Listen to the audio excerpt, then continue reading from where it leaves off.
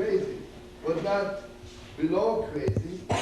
You know, there's crazy below our intellect, and there's craziness beyond, deeper than anything. Because basically, I want you to know, prophecy borders on craziness. Basically, the intellectual world declares anybody who has this high insanity is crazy, right? Anyway, do you need anybody more insane than Moshe Rabbeinu? No, nobody ever wanted to even to leave Egypt than Moshe Rabbeinu. Why was he chosen? See, Mamish wanted it so much. I want you to know something. We were learning it, so I'll tell you again. Just imagine the American government wants to build a new bridge over the Hudson. And they announced we need engineer. I said, yes, I don't know how to do it, but I'm desperate that it should happen. I'm desperate that there should be a bridge. You see, in this world, they only take someone who knows how to do it. In heaven, they only take someone who's desperate that it should happen. I don't care if you know how to do it. If you're desperate, if you want to do it, okay, I want you to know something. As much as I'm a friend with Jonathan, with some of the rest of you, not that much of time. But I'm mamish a good friend to the Dwara. The Dwara is a friend from us. And I want you to know, whenever I saw Dwara, mamish, I was praying, I worship, please, mamish, I worship, let the Dwara find her someone. Let there be somebody who loves Dwara, because she has so much in her heart. And I'm so glad. Dwara, I'm overjoyed. Mamish, you know, really, Dwara comes to all my concerts. There is no such a thing that I should give a concert in the four corners of the world. And the mother should come, and she said she wants to tune my guitar, you know. The mother is always in top form. And again, only on Johnson, I don't see him so often, but whenever I see him, their mom's the best friend. There is a great, great connection between both of us. And Jonathan wants you to know, there's nothing in the world I wouldn't do for you, really. Dwara knows there's nothing in the world I wouldn't do for her. If I can only do it, you know.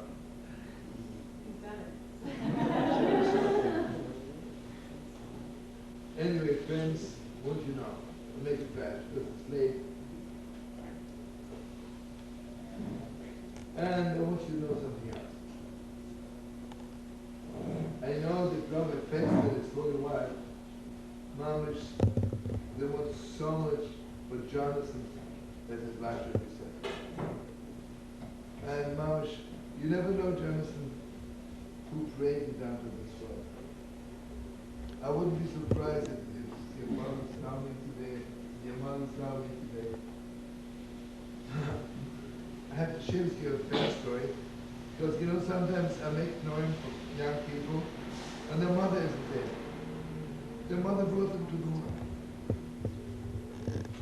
If there's anybody who has the right to be at children's weddings, I mean the father also, but nobody has the right to be there like the mother. Nobody knows the child more than the mother. The mother knows the baby 9 months before we fathers have the privilege of even looking at the baby. This is a fast and keep a story. I hope, Tzvi, you have it on tape, yeah? Yeah, it's working. Oh, you're over there. The Heilige B'nai Yisroel, one Yom Kippur, he opened the hedgemas, you know, a hedgemas, and you sell whiskey, like little Howard Johnson, an old-fashioned Howard Johnson. Okay. So, the story is that at a certain, you know, some of those noblemen who the Jews rented from the real bad people, evil people, and really, but this one nobleman was a good man. I mean, good. He was good, right? So this Yidele who had his Kretschmer was a Yid, a Jew. He was married for 20 years and he had no children. And his wife, she was praying all the time to have children. She was praying all the time. Gewalt with a praying to children. So, what can you do? And she had the prayer book.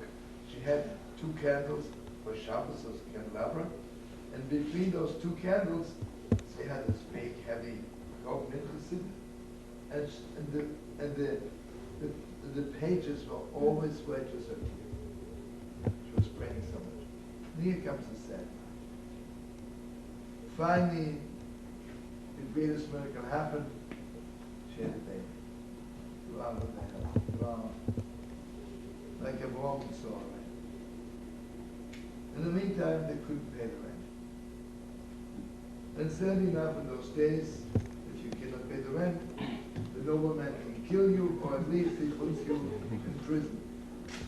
And the prison was not like I once played for the people of Watergate, a long story. I was invited to play, but they're sitting in prison. That's for sure, you know. And when you walk in there, I mean, all the guards are in civilian. You don't know anything. Some of this are for fancy people. If you steal $100, you go to bad prison. You steal millions, you have a fancy prison. So the meaning is, if you steal a lot. Don't limit yourself, because it's no good. Anyway, to make it very, very short. Now, but you know what they did in those days? Mamash, they put them in a hole. Or they have a guard sitting on top there watching them. And Mamash, the Jewish community saw them, but those poor people are dying away and everything. So they bribed the guards. And they pull them out from the pit. And here comes the sad part. You know, it's the middle of the night, afraid of the guards, make it fast, pull them out of the pit, put them on the wagon, and they're already away for a few miles. And they realize they forgot the baby in the pit. Can you imagine? Anyway, they ran off, and they couldn't go back, but it's great they can't go back. And it was so sad. Both of them, in a very short time, died. In the meantime, the nobleman comes the next day to look if the Jew is still in the pit, and you hear crying of a baby. And it so happens that the nobleman had no children. So he thought, putting everything on God. God gives me a baby. You see, he was a little good bad. And the truth is, he adopted this baby, and it was really good to him. He made him his official heir, but he put the vow on all the people, the whole community, don't ever tell my little son that he is Jewish. Don't tell him he's not my son. Special star for the engagement. Let's go fast, brother. Turn off the light, somebody. Danielle? Turn the lights off.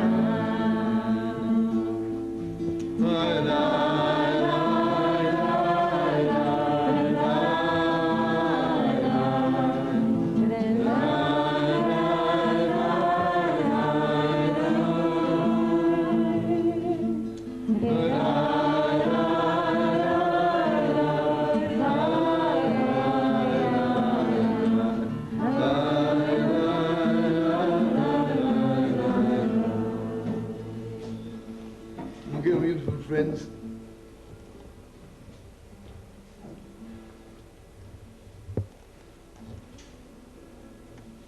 what is the deepest thing in the world? The deepest thing is the beginning. The thing in long. My father would tell me stories, I'm so proud of them. Not only they loved each other, they gave each other so much cover. So much cover. That's what's missing in the world. People always talk about loving each other. You have to shiver before each other, give so much honor to each other. Because the moment for us, the moment you know somebody, the more you know them, the less you give them honor. And by the Torah, it's the other way around. The more you get closer to God, the more you give him honor. And the closer you get to another human being, the more you give them honor. You know what means Ava love? The Chivah means deepest kind of care. And Mama Shkonis and Dwangala, and Mama want to bless you. God should open gates for you. God should open Mama new gates for you. I have to tell your Holy Father a good story, which comes handy. I'm sure you know the story, but if not, it's a good story. When Sri and normally go with me in Poland, I would tell the story a lot of times. Chanukah, the first time when you were with me, go out.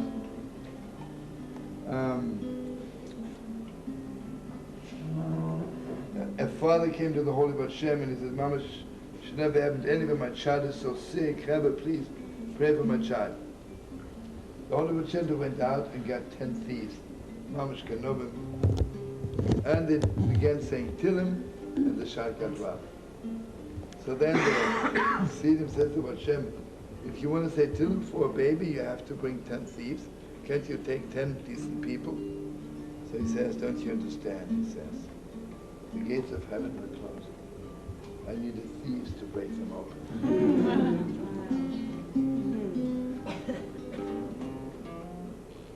Anyway, right now, all of us, we are here, we are ready to be holy thieves, right? To break all the gates of heaven open for Jonathan and for Dvarla and for all of Israel. You see what I have a feeling, people ask me always what's going on in Israel. I don't know what's going on, but I have a feeling the gates are not really open yet for peace. It's all on paper, it's all talk, it's not for real yet. We have to open it, we have to break it open. Right? Because the moment the gates of heaven are open, it'll be beautiful. Right? Okay. The wedding will be whenever you feel it fit. We actually said why she do it? No, you're not putting it. It's one of the things. Because I don't want to say anything bad about Brother Satan. He has a thing when he sees something written on paper, certain date he'll turn over the world, shouldn't happen, to make you feel bad about each other. So I say, you right, shut over Matzlach.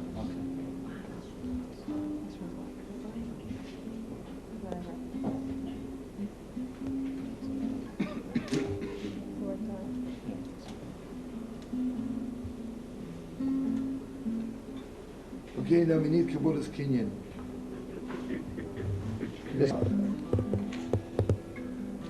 You know the difference between Yaakov and Esau, you remember learning it? These are things, it's just a natural phenomenon. A man and a woman get together, have children. Yaakov said, they're coming from heaven. So we want you, Mamash, to hold up both your hands to heaven and bring down for your son the deepest blessings. The deepest, whatever God wants to give him, you should give it to him right now, and he should Mamash, he should be the proudest, the happiest, the strongest man in the world, and the happiest and the sweetest. Hold up your hand to heaven.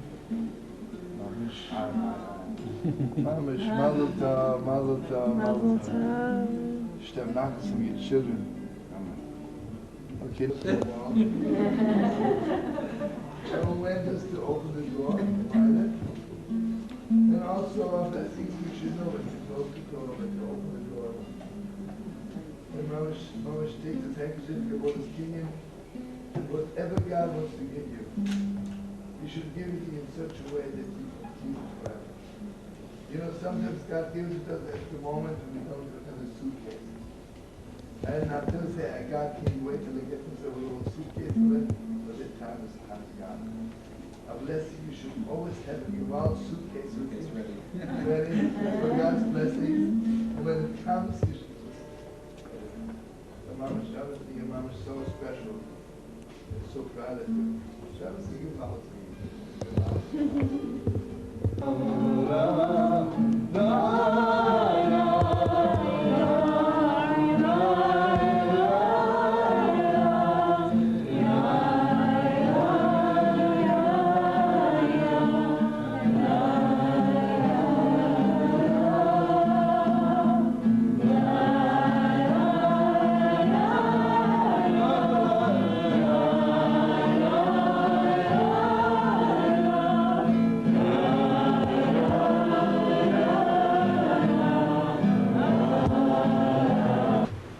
Starting the machine. Hey, Julie? Julie! Julie! Steffi, come on in. We have this, normally I have the first, we start on it. We have on it the first 18 minutes high. We have already this, whatever I call it. There's going to be a lot of sleepy people in here. What's up? No, I'm not sleepy. Hi, Stephanie. Love you. You're the cutest in the world.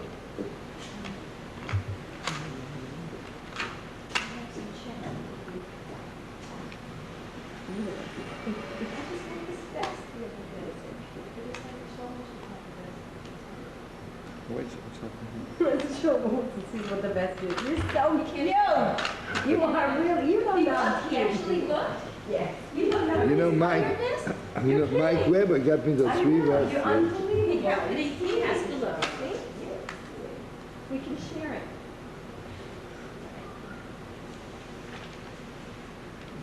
Julie? That was Doesn't go beautiful here. last night. Yeah. That was beautiful. And I know how important that was for Deborah. She's waited for so long.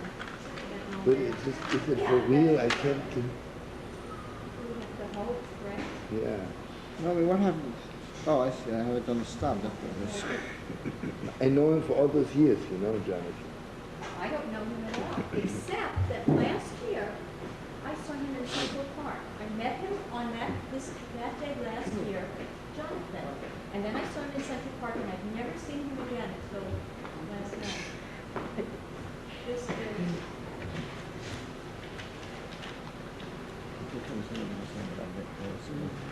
Listen, I have to tell you something. You know, Julie wrote me, she wrote me a letter something. Let me tell you something, Julie. I didn't read the whole letter. I just have to clarify something. Because I said it so often, so I cannot talk about it each time when I said, you know, when I talk about, let's say, I say a Jew, right? That doesn't mean every Jew is doing it. I wish they would, you know, but this is what they should, right? Yeah. And also, when I talk about a Jew, I don't mean just a Jew who belongs to the Jewish race. I'm talking about someone who stood on Mount Sinai. And according to us, every decent person stood on Mount Sinai. So when I'm not excluding anybody who's not Jewish. I'm just talking about, you know, the real servants of God. But I cannot each time start chewing over the same thing, you know? I got it. It's clear. You know, someone told me yesterday that, because I said that I explained it. they don't I count. said exactly. And did I get your thing right? So I said, what he meant is that this is Yom Kippur. We have to look inside ourselves today. And it's our task. We can, we have to forget about them, put it, whatever. We have to play them. They are puppets in God's hands, you know? And you see, it doesn't mean I disregard them as human beings. This is crazy. Mm-hmm. I saw in Zohar this morning, interesting Who? also. In the Zohar, Yeah? I saw this morning, which says, okay, so the Jewish people, what's the difference between the Jewish people and the Gentiles, Yeah. the rest of them? This is the only thing, the difference is that the Gentiles, the rest of them, God gave Sorim, gave this Malachim, angels, Yeah. to be overseeing their interest. But for the Jew, that God didn't give an angel. He himself is taking care of us directly. So we have direct connection to him. So it doesn't say it's better or worse. It's like, it's different things. But you see, But I myself say there's a big difference. I mean, the way I see the children raised, I that's give the a way lot I of always said value. it's supposed to be. Yeah, I wish it would be, you know. okay. I don't want to say anything bad. I've seen Jews hitting children, and I've seen non-Jews kissing them. You know, everything is general and it's just vague. You know, what can I do? Certain Yom Kippur was very beautiful. Really, Yeah? it was awesome for me. When you were bringing the Torah around, I really saw. I had like a moment where I saw, oh, that's what happened the first time, and they're doing what happened the first time each week. You know, it had a lot of meaning. A few times, things happened. It was very, very beautiful. All right, go out. What can we do? Mm. You know, we're looking for a teacher to teach dance here. And of course, Miriam Mekon uses your music, and they just reduced the fares to $69 round trip for Buffalo. So maybe she could come down and do some weekend workshops. Symbol of someone who doesn't do anything. Hang in there. The what? But they do. If they're What is Jewish. the symbol? Of someone who doesn't do Oh, anything. the willow. Oh, the willow. Willow tree. But you see, on the last day of Sukkot, the Shana Rabbi, we take the aroma, the willow tree, we hit it 5 times. That means that just by being together with the lulav and esrik, the aroma became so strong that you can hit it, but it still sticks to its ideas, you know? Because before the aroma had no ideas, you know? Oh, what's a person who there's nothing, right? Empty. And after 1 week, meaning to say, if you see the people who have nothing, because we didn't take them in. Also, we'll come to it later, but it's, go out. This fans too much for you? No, that's okay. It's okay.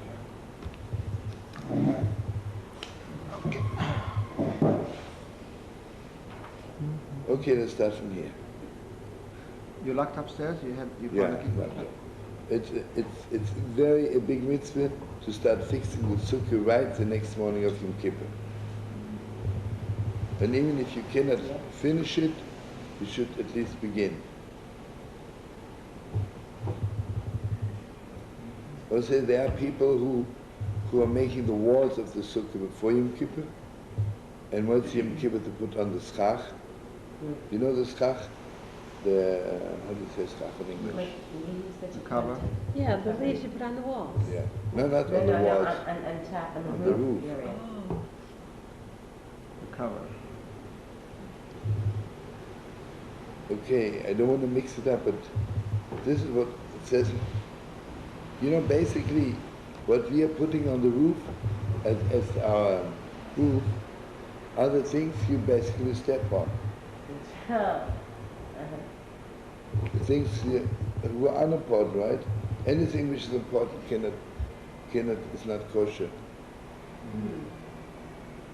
That means things which we throw out. And okay, it has millions of meanings, but first of all, that after Yom Kippur, before Yom Kippur, I wanted to throw out all my mistakes, because I thought they're so bad. But on Yom Kippur, when I do tshuva ma'ava, then the door is not like a. You know what God does to us when I become a mensch, then all my mistakes becoming mitzvahs, because all my mistakes leading me to it, right? If I wouldn't have made so many mistakes, who knows where I would be, right?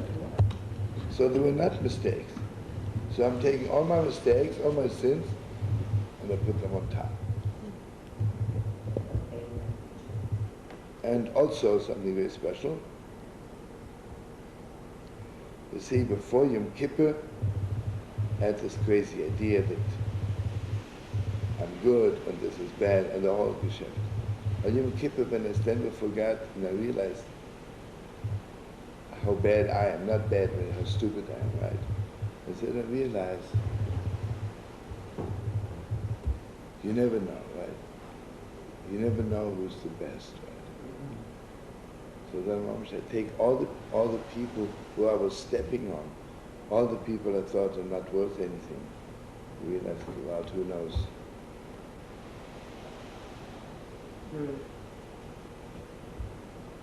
But basically, it's the same thing. It's unbelievable. This is Edwards Mamish is the deepest. Anything which, God has all kinds of names. The name Yudke Vovke is when anything which is a finished product and it's really valuable, then, everything has protection from God, Even a mouse and a cat also, they have a certain light of God which surrounds them. So whatever surrounds everything in the world is a Shem Yudke Vovke. But anything which is worthless, in a certain way, what is surrounding it is the Shem Erke. You remember when Moshe says to God, what's your name? Meaning, he says, the people ask me, what is God's name? Meaning to say, with which attribute is God taking us out from Egypt? Is it with love? Is it with judgment? Is it, where is it coming from? So God says to him, Erke Shek, I will be what I will be. Meaning to say that I'm not taking them out of Egypt because they deserve it. I take them because they will deserve it.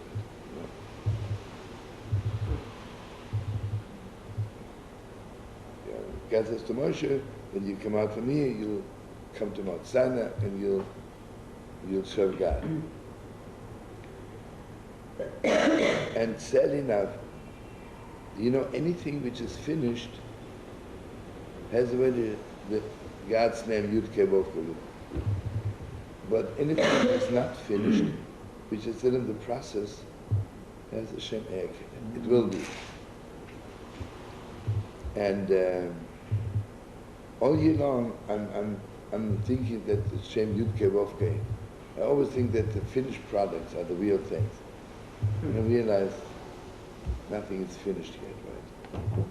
And I'm sitting on the Yudke Vovke, which is Gebalt, right? I mean, Erke. Heilige Rebbe. Learning, sorry. No. I'm going to Bittel. What's going on? Baruch Hashem. Sit down, tell us what you're doing. One thing I need from you. Yeah. When we going to lunch? Tuesday, Monday, Tuesday. Why didn't you ask me last night? I didn't want to ask you in the middle of... Most of them would have gone out. But the store wasn't open. The famous joke, he comes to the rabbi, he says, I want to atone for my sins. I ate without the yarmulke. He says, why did he eat without the yarmulke? You know it, right? No, it's wonderful. But maybe Julie doesn't know. It's wonderful, tell them. Why did he eat without the yarmulke? He says it was a non-Jewish restaurant. He says, why did he go to the Jewish? It was closed. Why was it closed? There was Yom Kippur. Oh, it gets worse.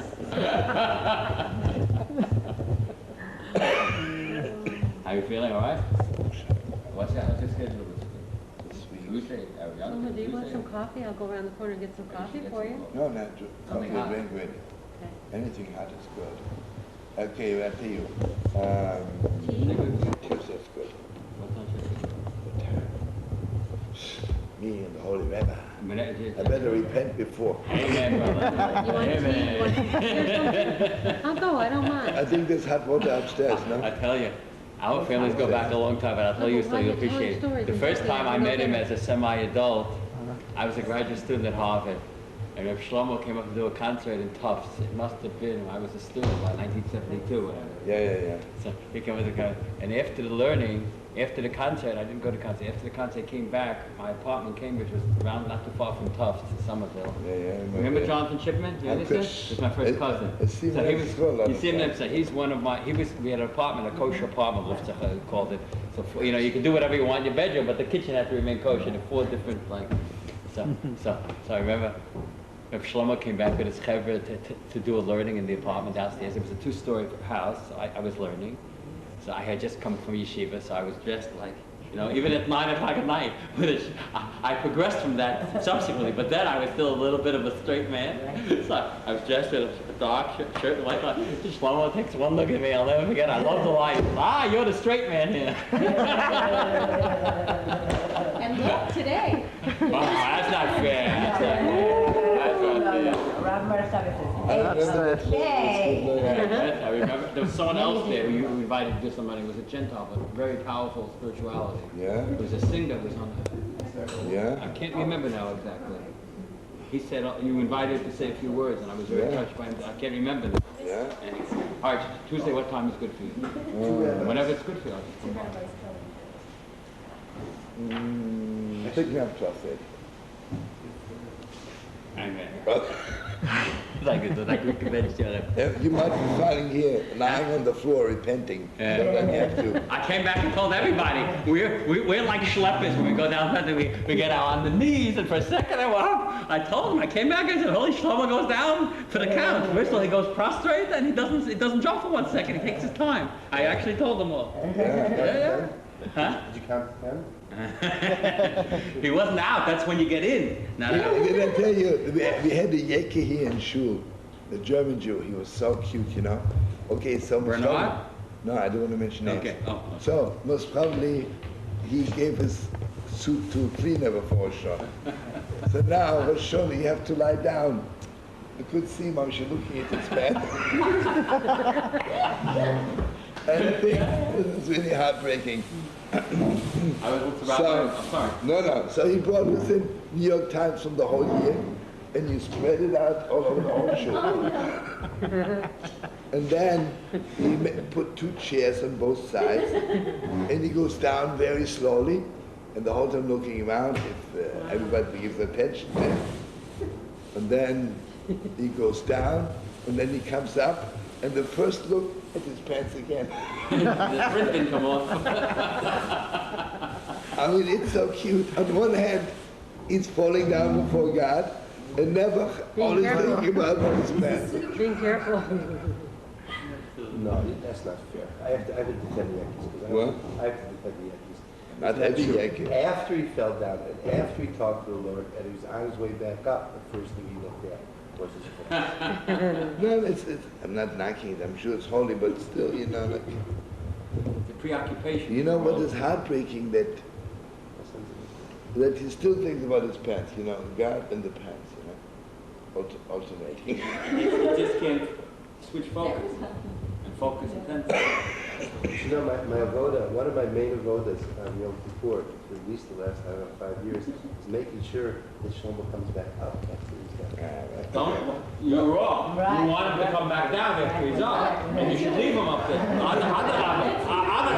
That's right. He should bring us up with him. He should bring us up with him, not come down to us. That's right. Oh, good. That's the power. You have to forgive me, I was married to a Yankee for a while. I won't hold it against you. If a lawyer wants it. Holy brother. But my Yankee was his cousin. Really?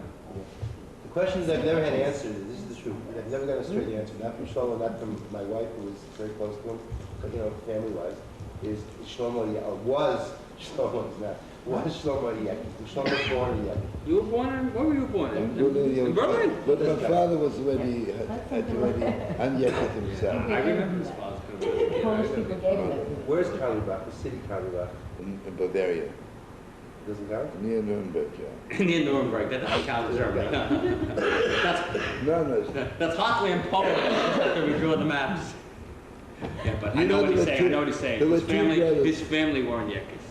the word. By accident, they were born in Germany. No, it's true, I understand. So, Yes, Shlomo, do you want some Yes. coffee or tea or something? Get him some hot water, you save his life. I'll bring me some tea with honey. Okay, no, I'll go, no, I'll get it. So You one want second. tea with honey? Tuesday, Can I get it there? Is it Tuesday. kosher like? Is it around here? I'll go upstairs. Oh, I see. Tuesday, 12:30 here. Give me a tea with True. honey. Thank you. You have to ring the bell 4 times, Naomi, why don't you because go? otherwise I You know don't where open too everything many is. people. I When don't I'm know right if there that's now. Four. I'll do it. All right? A good job. Naomi, thank you. Make 3. What's your name? Make 3. Okay? I don't feel, All right, I feel right. funny going up alone. Yeah, that's More. Thank you. That's okay. He makes a big I mean, she impression knows on me. where everything, maybe I should go with Naomi, I'll go with you, so I'll learn how to do it. Good job. Moshe has to do it. Good job. No, I'm saying you put kind of it. How was Yom So Kippur? I'll learn how to do it. I'll let you know next year. Yeah. Baruch Hashem. Yeah? Nice. Yes, yes, sir. I know. But Reb Shlomo says you don't have to wait till next year. You know how your Yom Kippur was when you go the first night? I agree with you. I felt it in the Elah. No, I felt very good in the Elah. Yeah, you down in the inner, yeah? I threatened to every year. But I just stand next to the house. He's having good, yeah? He's out good. He's getting it. He's a wonderful voice. He has his He has a good loud voice. He has his patrol. I'll take one. Porky. Thank you, thank you. My idea of Take care. Well done. Stephanie has something to say to you.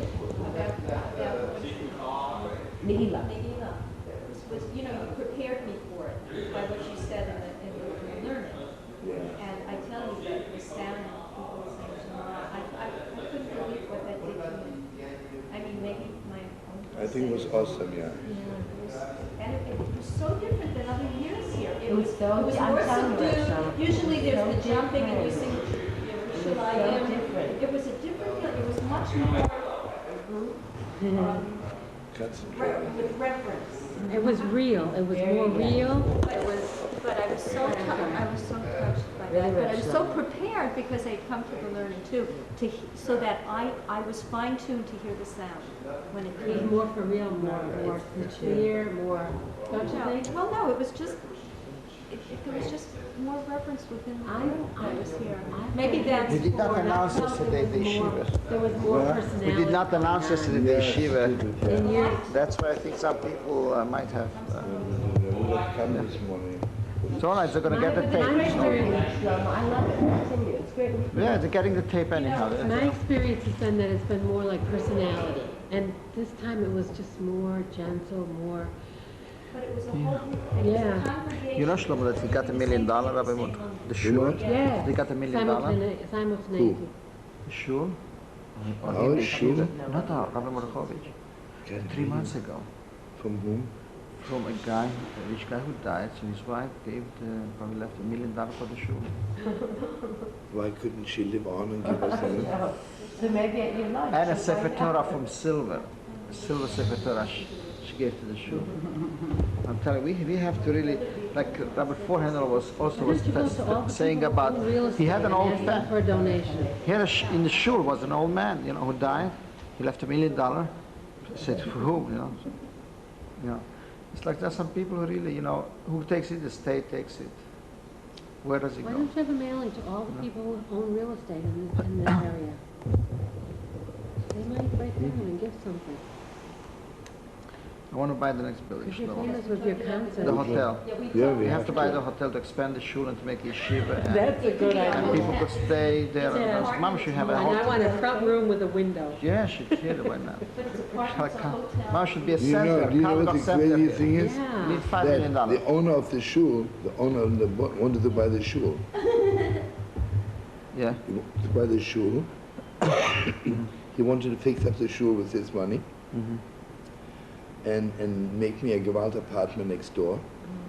And even for a Dasse. And he was ready to do anything. And he offered it to us. Who? The owner? Yeah. Uh-huh. The board didn't want to. Our board didn't want to? I didn't have koyach anymore for them, you know. This is a real future. But this is In separate. that room, that this- big room, if they took down those Shlomo. pillars or something, you could This could sing be in separate there. project for the yeshiva. Mom just, we should have a foothold over there. If we could get a foothold, a room or I something have like to that. meet him anyway. His mom, I spoke to him before Rosh Hashanah, the owner next door. Let's have a room where we could study, the yeshiva study over there. We have a foothold from there, we can a relation develop. Shlomo. Yeah. Just have a, I know how they did. The most one they have to invite him was some then the Gewalt. Okay. Yeah. You know, I went over there to have a food break, and I was sitting in that room, and I said, gee, this room is so big. Shlomo could sing here. Where? Right next door, that hotel. Which big room in the It's just a lobby? big lobby, yeah. It's run down now. It Yeah, needs to be oh, very fixed, much yeah. so. It needs to be fixed, but I was thinking you It's could a have a dump, concert yeah. there. We'll have to send out a letter, Shlomo, for raising $5 million for Yes. Carlebach It's Center. an incredible thought, but it's not On beyond, the yeshiva. it's not beyond comprehension. What? I see there's out there people who mamish waiting, who waiting for this opportunity. You don't have this mausoleum. Okay, let's talk from now on. No, it has to be, yeah. Well, Rabbi Shlomo, you said something has to be different this year, right? That's why Hashem almost did this another year. It's something we hadn't done last year, but we have to do it. Yeah, this is it. At least, we don't have so many.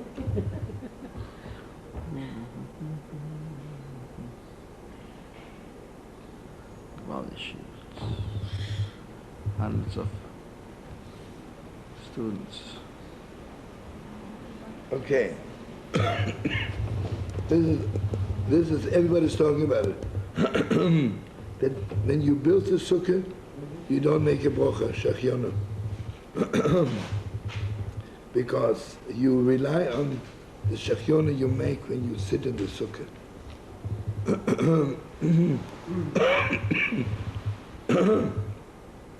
But the first night, boys. We should wait for the tea. Wait for the tea. It'll be here in a minute. Yeah, but in Okay. yeah, but what do you want to say? You don't make shechiyah First on night. the thing when you build a sukkah. Because when you have to think when you make shachiona over there, sitting in the sukkah, you also have to in your head over the making of the sukkah. And the sukkah is what? The tabernacle outside which we are building. Okay. Okay, it's a big thing that every person, mama, should be part of building the sukkah, putting the schach on, or decorating it. And yes, you can ask somebody else to do it, but it's better if you do it yourself. And even if you can't do everything, do just a little bit.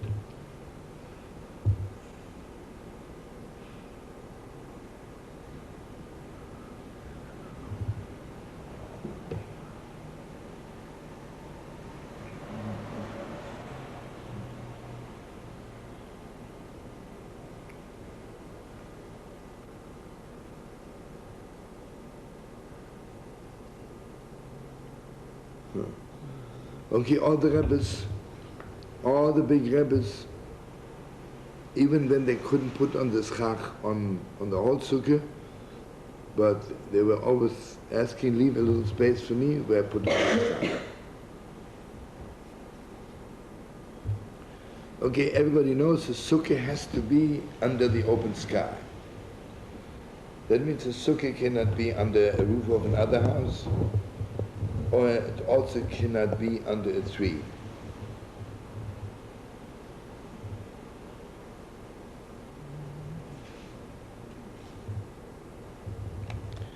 Imagine I'm building a sukkah and under Rockefeller Center, and on the 100th floor there is a balcony which really goes over my sukkah.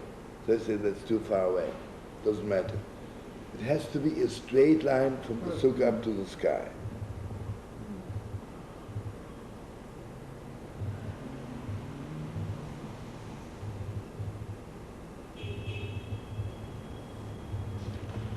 Okay, you know, the laws of the schach are just awesome.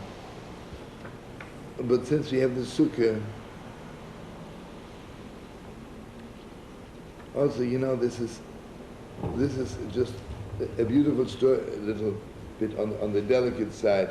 Hear what's happening? Well, just close the fan.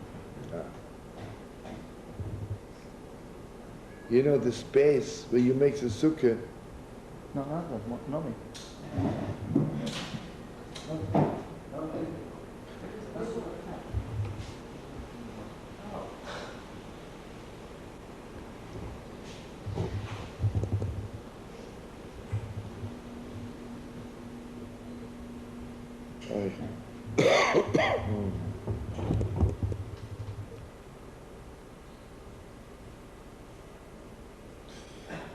wow.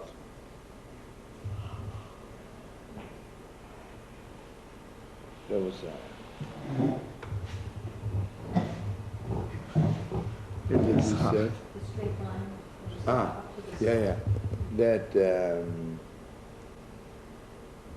you know, let's say the space where the sukkah was is really even after the sukkah is gone, there's still a certain holiness in it.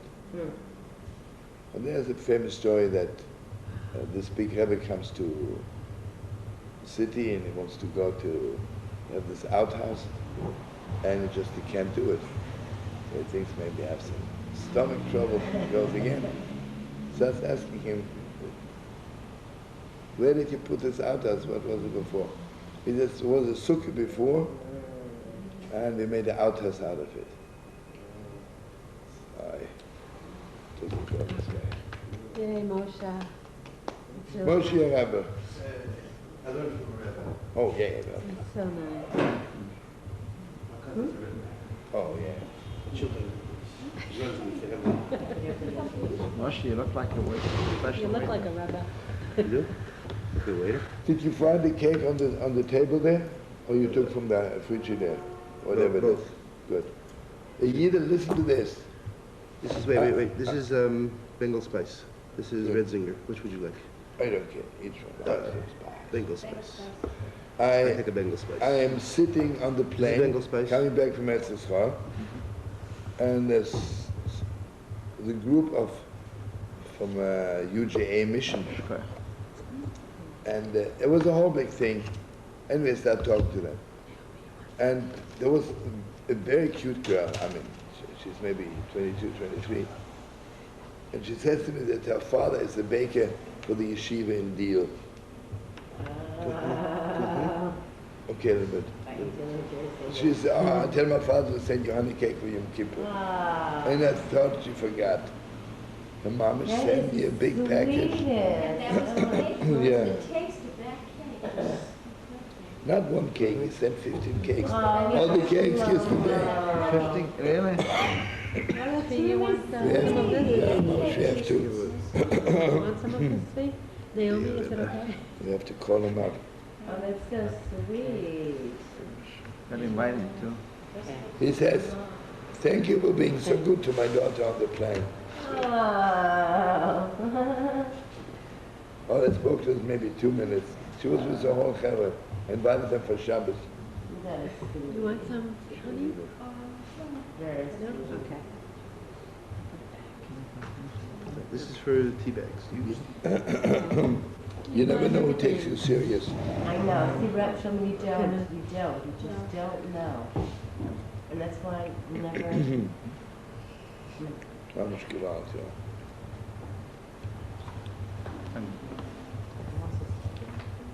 L'chaim.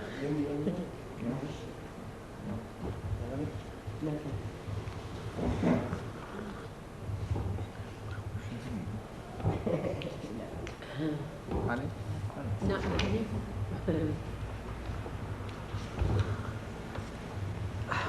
That's good. Moshe, thank you.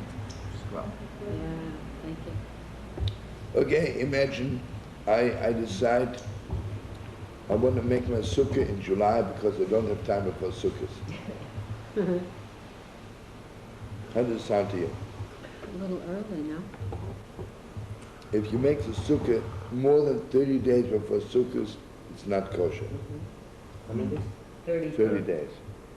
You can't start until Yeah, because within 30 days means it's already like, you feel already the light coming.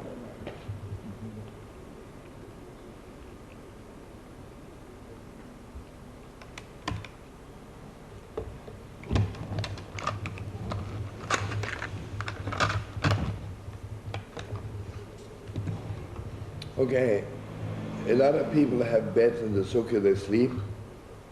What happens if someone says, listen, I don't have so much space, I'll sleep under the bed in the sukkah? No good. Because it's like a roof. Yeah, Oh, I because you have to sleep. Wow. or the story with Tevi Avdoi, yeah.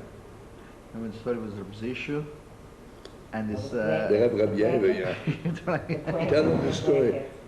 So I can save my voice. You tell them the story, brother. Who was the other Rebbe? Rabbi Yehuda. Rabbi Yehuda, yeah. It was in the, it was winter time, so Rabbi Zishu comes to Rabbi Yehuda, the sukkah. Yeah. And Rabbi Yehuda was like mamish so into it. He was he's going to go to sleep outside in sukkah because he's the Rebbe, no? But he had like 7 layers of blankets, going all the way to the top of the sukkah to cover him, to keep him, warm from the cold. So when Rabbi Zishu came, he told Rabbi Zishu, could I, Rabbi Zishu going to go to sleep also in the sukkah. So he told him, could I get you some blanket to give you? He said, no. And it was freezing. So, no. Okay, so Rabbi Zishu went to sleep. Everybody went to sleep. Suddenly, Rabbi Zishu feels a little bit cold. So he says, God, Rabbi Zishu is feeling a little cold. So God sends a wave of heat into the sukkah. But it's a little bit, passes time. Rabbi Zishu still feels a little cold. He says, God, Rabbi Zishu is still freezing, still cold. So he comes in a little bit more. Zishu didn't say I, he always said Zusha. Yeah. That's what I want to say now. So, yeah, that's so that what happened as it came now, the second wave of heat, the Rabbi Yeva, he starts getting a little bit, sweating under his covers. It's becoming warm. So he takes off, one cover, and Rabbi Zishu keeps on, saying to God, Rabbi Zishu is still cold. So it's coming another heat wave in the sukkah. And so it goes on until Rabbi Yeva is totally sweating. He had to take off all the cover. Suddenly starts to yell to Rabbi Zishu, stop, the sukkah is going to burn. Go on fire. That's sweet, yeah, that's sweet. I didn't tell it so, no. You told it very good. You did. You told it as simple as it is. You can't put anything more in. But you Rabbi have to decorate a little. It's like a little decoration in the sukkah. So make it. Yeah, and you talk exactly as I tell him. What about it's a silly question. Nobody eats cake from this either, like the Of course. Otherwise. Structure that's just a frame in the walls that stands all year long. No problem with that, right? takes okay. Oh, no, thank you. No? Well? A structure. A structure, I mean the frame, and the top, the the schach. walls. Talking about the schach. Oh, the schach.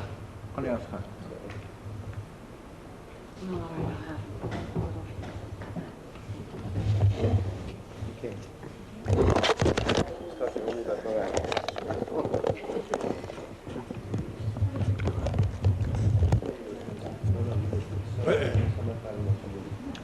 Heilige Moshe, what's going on? Moshe, come over here. This is a very important Torah. Imagine Sukkah's morning, I want to eat breakfast in the Sukkah, and I pass by somebody else's Sukkah, and there's nobody in the Sukkah. Can I go into the Sukkah without asking for permission? Wait, say it again. I'm sorry. I need a Sukkah, right? Yeah. I'm here on the west side. I'm coming from Brooklyn. I want to eat breakfast. I'm looking around for a Sukkah. And then I see a Sukkah somewhere. Can I go in without asking for permission? Is it like every Jew gives every other Jew permission to go to a Sukkah? Or do I have to ask special? I would think it's like a palace you find in Yeshua. You're allowed to put it down. So he says like this, if the Sukkah is small, you need permission, because it's so small they want to keep it for themselves. But if it's a big Sukkah, you don't have to ask. Yeah. Well, this is, and the Sukkah, this is gathered by Gabriel Zinger, he's one of the Leon and the Weston in Ballpark. Oh yeah?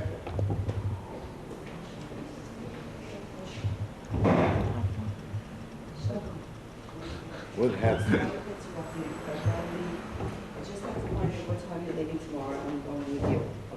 I'm sorry, what? What time are you going to get the rule of commencement? Who's driving us, or we don't have a car yet? Well, we have possibility of having a car, or Sammy's somebody car. wants to, yeah. David wants to. And somebody wants to, But David just called me before, he's coming. somebody from last night, he was a young Yeah. fellow, he said that he would love, Yeah, gave me yeah. the phone number. Yeah. He would love to come He pick gave me us the up. number also. And so No, I don't think so, no. He didn't understand. What? So you know what time you're going to go? I told him to call me up to leave a message on my recorder. Oh, good. I thought we should leave about 5. So we should tell him to come, and should be here. Here, we're Tell gonna be him here? maybe 4:45, so we can be ready at 5 on the highway. Okay. So you're gonna get all the traffic? The country will be in the hand of the traffic. You will leave 4:30.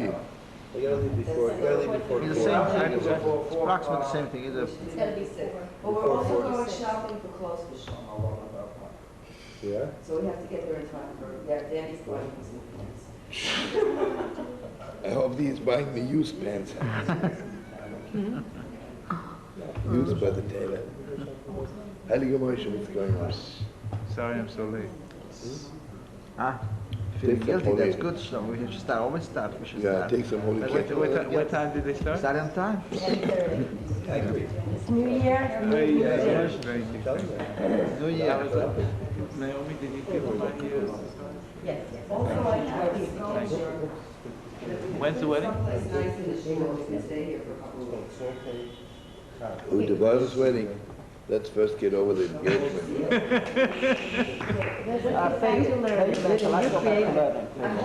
I remember what she asked you. But it's staying in the shul for the next, gets Torah. Well, leave it down here for now, I'm not going upstairs, okay? It's a memorial thing, it was actually for the Yiscus service. It's square, but it's actually for a big sculpture that he's doing the party. Who made it? What do you think? Your mamash made it, Well, yeah. of course he made it. It's a very talented man. I agree. It's a whole story to make it 100%. Turn it around, turn it around, turn it around. It's a memorial thing for Imam. It's an abstract Imam, this is going to be Nihon. Yeah, I agree. Garden. Forget the neon, it's perfect that way. No, no, it's going to be 8 feet high, and it's going to be a memorial of us, like a comment. Hey, Shlomo, full of you on I'm sorry to disrupt you, Unbelievable, yeah. but so what's the outcome, what's Hanamoni leaving? Stay in touch. I would say, call up 3, I would say between 4:30 and 5. Take your notes.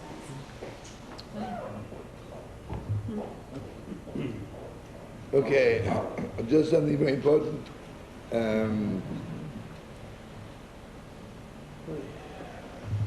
I saw people, people looking for a toothpick, right?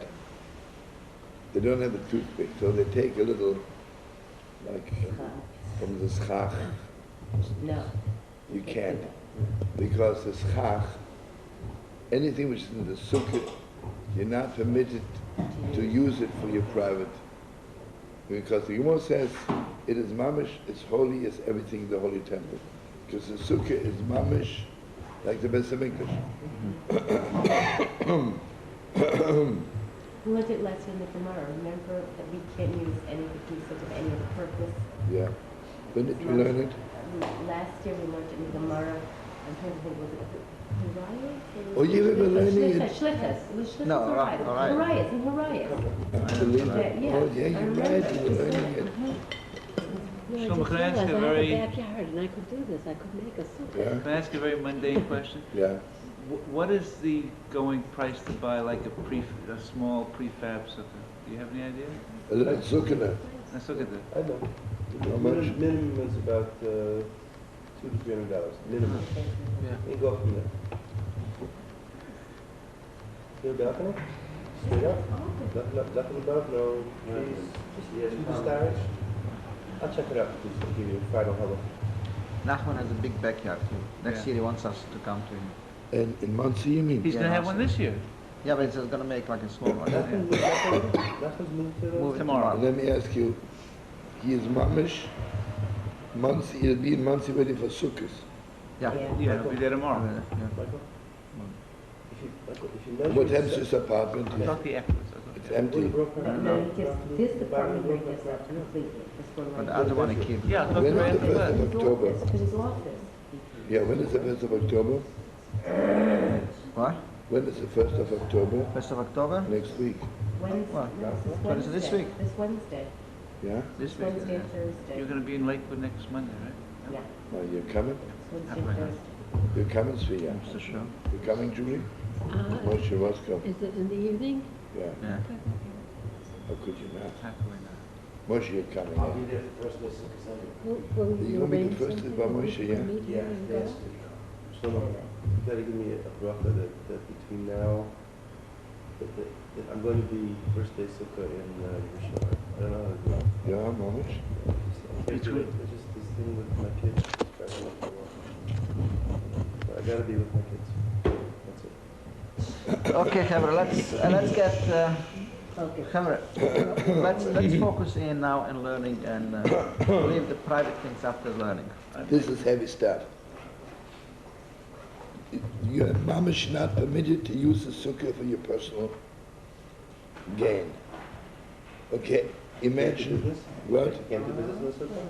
You can sit there in the sukkah, but if I'm using the walls of the sukkah, he says if it's cold, and I'm not putting on a coat because I think that the walls of the sukkah will make me warm. So I'm using the sukkah. So he says, when you sit in the sukkah, you mamash have to get dressed warm. So that's not the walls of the sukkah keep you warm. It's unbelievable.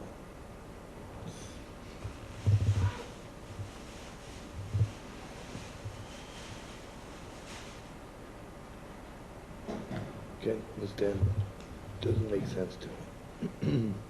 Because we're sitting in the sukkah, we're warmed by the walls of the sukkah. Can you do business? Carlebach said, can you invite the business? Why not? Sign a contract? Teshu came to do it. It's like you You live have to there. live like that, right? What? No, Baruch, I think maybe the thing is you can't have the expectation that the walls will make you warm. It's mamish, if it happens, it happens, but you can't go with the expectation that it's warm. Maybe, Well, what yeah. part of the walls will make, what part of you are the walls make you warm? So the clothes are keeping your body warm, but the sukkah is keeping you in the summer. I know that's also true, but in the meantime, if I'm freezing like a dog and I'm sitting in the sukkah and the sukkah keeps me warm, but that I cannot Doesn't make understand. sense. Doesn't make sense to me. Because you use it as a house, you should I be able to use understand. You mean to everything. say that. But okay, If when I'm the taking show. care that my body is warm, then the cold is not bothering me, and I'm in a space where I'm open to what the sukkah is doing for my neshama. Because I'm not being Yeah, but you see, distracted I'm by the not struggle of permitted. my body. I'm not permitted to use sukkah for my personal gain. No, that's right, so I'm dressing warm, so that I'm protecting my body, so that... Well, that's what he says. You have to be dressed warm. Because the sukkah is not touching your body, it's touching your neshama. Personal gain, maybe to make profit, to use. What's the difference between a lavish sukkah and a regular sukkah? A lavish, the top is so tight on top, it keeps the heat in, you know? Everybody else, you have stuff you can go out Yeah. and you can look through. Yeah, the Babish has no nice sukkah either.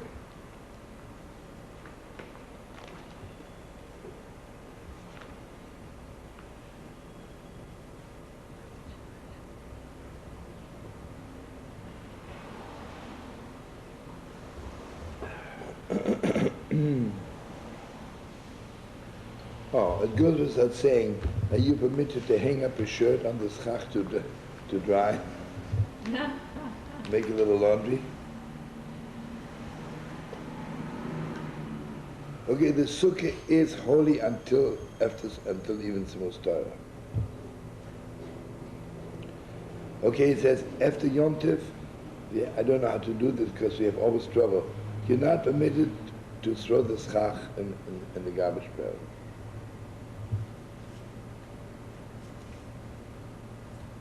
Oh.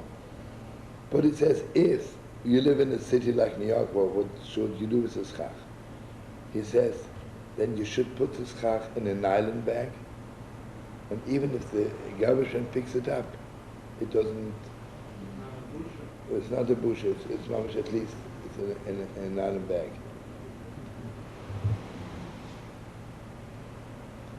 You know, in Yerushalayim it doesn't hold, because it's too much. And they have like, it's not a bush in Yerushalayim, because they have special trucks that go around after Sukkot to pick up just this stuff. They hire special people, special trucks, and drive all around. That would not be a bush, right? Right. Basically, it should be put in a special place. I'm sure they're doing it. Okay, the 4 days between Yom Kippur and Sukkot, you're not permitted to fast. You don't say Tachum. It's Mamash Yom Tov, like a little bit. Oh, I looked up a lot, but I'm very confused about it. I didn't know if you should say Tachum this morning. You don't. You don't say it till the end of Tishrei. Yeah. Right? From Thing. From Yom Kippur on. Yom Kippur to the end of Tishrei. No, That's it, yeah. in sons, it would be, he would be wearing a stammer, and he had mamish a tishula every day, mamish like Yom Tov, for his sons, The only one who are permitted to fast is a bride and a groom. That means if you want to fast, you have to get married or do something.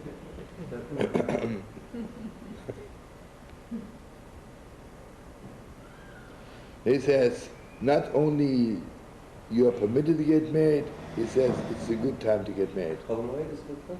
No, not Cholamoid, it's 4 days. Because because this is the time when you build the sukkah. So this is the time when you get married and build the sukkah for you. It's very beautiful. What about Cholamoid? Did you marry Cholamoid? No. And I'm in sync with the No, I have sukkah. no problem. You can always marry. No, and you can even get engaged on Tisha B'Av, the Gemara says. Is there any time you cannot? Is there any time you cannot get engaged? Shabbos Yom Tov. Shabbos Yom Tov. Is there any other time you cannot get engaged? I don't know, we'll have to do, why you want to get engaged on that day when During in the Yom last Kippur, moment you don't yeah. say, you know. After. There's a Gewalt story, talk about marriages, engagements. I think I shared with you. In the time of the Ramon, you know, in those days, they didn't have an orphanage and they didn't have social workers. So, in those days, you know, the rabbi of the city was mamish the father of all the children, never had no parents. So the Ramon had in his house an orphan, let's call her Chanara for the name's sake.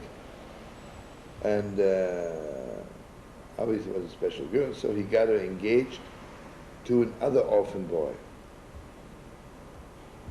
But this orphan boy, stupidly sad enough, had an uncle who was mama's disgusting creep.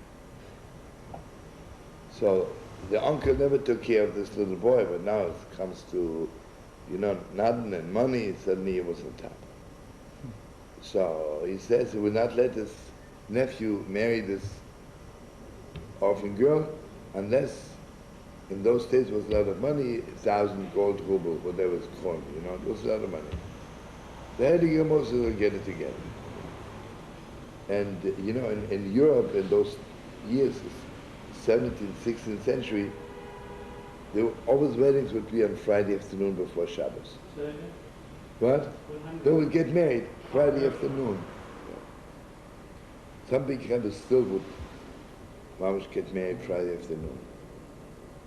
Okay, so remember in Krakow, outside the Ramos Shul there, this big like a square courtyard. So the Ramos says, I have it together, you know. Let's assume Shabbos is 6, 4 o'clock is the wedding. And the uncle says, I insist cash. He says, I don't have cash on me, you know. Okay, wait. Nebuch the Mo runs around to get some cash. All he has cash is 800, 200 missing. He says, I'll give it to you after Shabbos, trust me, you know. I'm the chief rabbi in Krakow, I'm not going to steal from you. He says, no, it has to be now, before the wedding. And you know, who has cash on him before Shabbos, right? And the meeting gets later, and the Ramon came, mamish, imagine the Heiliger Ramon was running around, never for this girl to get married. And till, let's say Lichtmenschen was 6, right? So you still have time from Lichtmenschen, a few minutes, right? Until he had the 200 gold kronen, whatever was already 10 after 6. So the uncle was saying, okay, now B'Shem, we can get married, it's too late. Ramon knew one thing, you know, that if they don't get married right now, the wedding will never happen. Because obviously he wants to destroy the wedding, that thief. So the Ramon made the wedding, it was already like mamash, Ben Moshes, made a Gewalt wedding. You know. It's a beautiful wedding. And you see, it's not min ha-Torah that you're not permitted to get married on Shabbos. It's min Rabbanan, it's a holy thing. So there were so many letters written back and forth between all the great rabbis at that time, because everybody was criticizing him. How can you make a wedding? It's already Shabbos. No, you know, he was strong enough on his own feet, you know. But it's very special. I just wouldn't want to have the uncle. What? I wouldn't want to be an uncle when he goes up to heaven. Yeah. Yeah. I have to tell you an unbelievable story from your humble brother, me. 2 kids. I gave a class in Chicago, and a man and a woman come up to me, and they said that we're getting married, and could you please be our rabbi? And you know, 2 kinds of people ask me to marry them. Or moms want to give out wedding, or some of the moms, they have no money. And so I said to them, where's the wedding going to be? Nebuch. They said that in a kosher restaurant, they reserved 1 table, Nebuch, on a Saturday night. And Nebuch, so heartbreaking. A Saturday night, like, you know, those big Jewish delicatessens where people eat and drink, so much noise. And then all they have 1 table. Obviously, they have no money, right? So I make it my business. I thought the only thing they have to do, a big favor, they have to make the wedding after Shabbos late. They don't care. So it was here Shabbos, and you know, in Chicago it's 1 hour later. I got there 10 o'clock, and here's where the story begins. The color, obviously, the uncle didn't make a big wedding for her. He just heard that she's getting married. He came to the wedding. And he brought his own rabbi. You know, I paid my own trip to Chicago just because I wanted to be with them. He brings his own rabbi who's more frum. He says he will not let his niece getting married by somebody who's not 100% religious. Wait. No, but you know, the girl, I could see she's white like a sheet, you know. But this is not it. I mean, it was really more disgusting than anything. And he wants to do the whole thing. I said, okay, you know, I said, listen, don't worry about it, no hard feelings. I'm just glad to be here. And it comes to the ksuba. He says he will not, you know, the marriage contract, you buy it in the store for $1.50. He says he wants $25 cash right now for the ksuba. $25 cash for the ksuba. And never the bride and the groom were mamash dying because they had no money and then they're poor, right? And the uncle is standing there grinning from one ear to the other. I mean, I've never seen anything so disgusting. I walk up to the chosin and I put $25 in his hand. And I said to him, you know, I'm so ashamed that this is impossible. Can you imagine this boy and this girl, they were not super frum. The way they walk away and thinking of Orthodox Jews. Under the chuppah, $25. What? Right. And not under the chuppah, you know. Disgusting. One of the, I mean, I was so ashamed. I'll not forget about Rabbi. A human being, you see, those kids are poor. Under the chuppah, you squeeze money out of them. Anyway, the thing is like this. And this uncle, he was so proud that he got a frum rabbi to do it, right? Anyway, I don't remember. Maybe I said something. Maybe he gave me permission to say a few words. Or don't. He didn't let me do anything. Then is a little feast. You know what it was? They had a turkey sandwich for everybody who came to the chuppah. There were 12 people. How much is that? 12 turkey sandwiches. Okay, let's say it cost them $50, right? And I have my guitar and I'm trying to sing. And who's talking loud and don't let me sing? The rabbi and the uncle. Finally, I just didn't have strength anymore, you know. I knocked them off like crazy. So good, I knocked them off. So what? Nothing. They disturbed the chuppah. Anyway, this was one of my most beautiful nights. I have a couple in Chicago. Yeah. He's a chazan. His name is Chazan Kupler. He is in somewhere in Chicago. I call him out. I said, listen, brother, Mamish, you want to do the biggest mitzvah you ever did in your whole life? Mamish, I want you to get all our friends, Mamish, because they knew I'm there for the chuppah, you know, and they asked me if I want to do a verbringen after. I said, I'll call you out from the chuppah, but they were all on hold. I said, get all the people, wherever you can, and I will make sure that the chosen will drive me after the thing to my hotel. I will tell them just have to pass by there to pick something up. And I want everybody to stand outside with candles.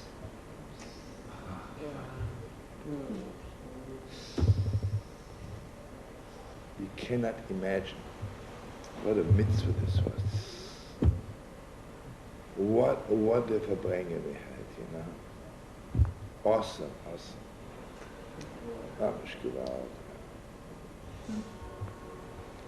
I said to this couple, you know, who organized it, I said, this is just for this alone, you'll be by your grandchildren's weddings, you know.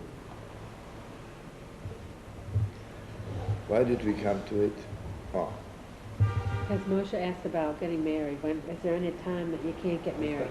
Oh, but the Ramor, aha. The Heilige Ramor, fighting the bad uncle, you know. Do you know another awesome story of the Ramor? This is, I don't know, Tzvi, did you go with me in the middle of the marketplace? I think we passed by there. There's like a little, on the marketplace in Krakow. Mm-hmm. There's, what? There's like a little space, and you cannot go through it. It has a gate around it. Like you can't pass over. There was a very rich Jew in Krakow, and he was like, you know, we had enough trouble from the government. We don't need one Jew making trouble with another. He was a very rough person who was very rich, and he had a big factory, and he was treating the people who worked for him, you know, like, not a match. Had a son. So one day he comes to the Ramor, and he says, my son, and he was a Kohen also, my son is marrying a divorced woman, and I want you to perform the wedding. The Ramon says, I don't, because, you know, a Kohen is not permitted to marry a divorced woman, so I cannot come to the wedding. So he was very close to the king. He gets a letter from the king, an order from the king for the Ramon to perform the wedding. And obviously he was very rich, so he invited the king to the wedding also. Okay, the king is coming, and all the dignitaries, and the police is coming to the Ramon to arrest, by force. He has to come to perform the wedding. The king is there. The king says it's an order to perform the wedding. So the Ramon Mamish was standing there, and he was praying, Rabbi Shlomo, let me show them that God is the king, not he is not the king. He cannot give me orders. It's unbelievable. You know what happened? The earth opened up and swallowed the Chosen, the Kala, and the father of the Chosen, the Amish like Carlebach. Swallowed it up and closed up. And for the Kohanim not to step over, they put the gate. Wow. This is awesome. I mean, you know, the Ramon had the Moshe Rabbeinu's neshama, you know, Moshe. What? Yeah. How do you spell his name? Rab Moshe Ben Isalis. His father's name is Isalis. But he would call himself Moshe Isalis. His father, the Ramon's father, was also very wealthy, you know, very wealthy. And his son became the chief rabbi of Krakow when he was 18 years old. And he was very, very proud, his son. When his son was 18, he was he was he was the pillar of all of Israel. Unbelievable. I don't know if you know the story, which is unbelievable. So when they made when the rabbi takes over the rabbinate, in those days, to be honest a little bit, you have to invite the bishop, because the rabbi is an official thing, and the mayor of the city, and okay, so it was, even in those days they wanted to make peace between religions, so it was that the Ramor is coming in a carriage, and half the way he meets the bishop. And they both get off from their wagon and they shake hands and they talk to each other. The Ramor was very, very tiny. And when he was 18, he looked like he's 14. So the bishop did not believe that this is the rabbi, right? So he thought they want to make fun of him. So he got very, very angry, and he says, I'm going to wipe out all the Jews for the chutzpah of making fun of him. So they told him, we're not making fun of you. This is our new rabbi.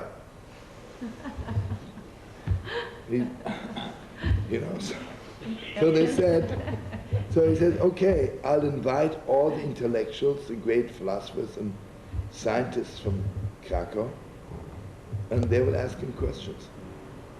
And if you can answer all the questions, I forgive you. And if not, I'll still stick to it. Or I'll kill all the Jews and drive them out from Krakow. The bishop in those days said. So it goes without saying. I mean, they couldn't believe what this boy knows, There was not a science, medicine, astronomy, astrology, religion. There was not any science in the world which he was not the greatest in.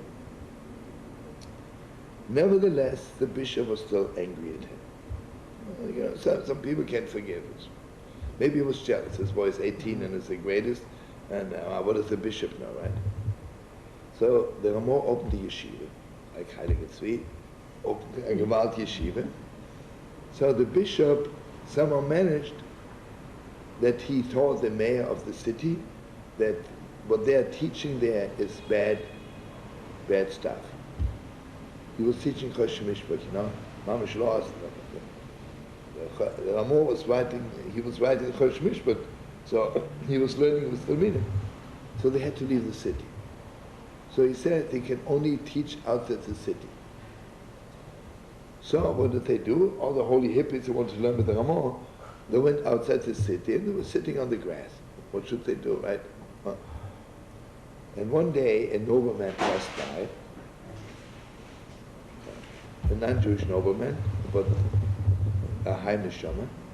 He sees all those kids sitting there on the lawn. He got off his horse, tied it. He said also, sit down, he listened. The laws, Jewish laws between man and man, like when it comes to money matters.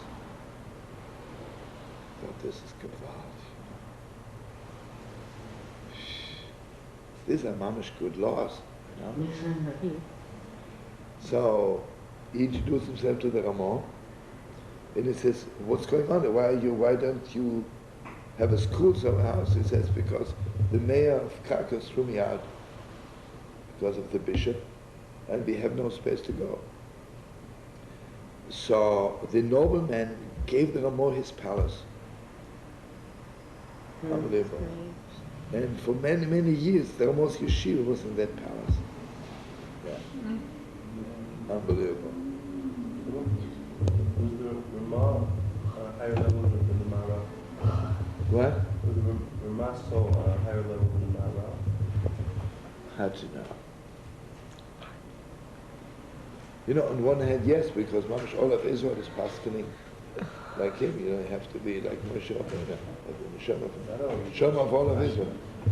But he has a big mission. Yeah, gotta go. Going to Boston? Have a good day, Mom. When will I see it? Well, just know that, let us know that we have to do it in the next couple of days. If we're available, Motion. Happy New Year.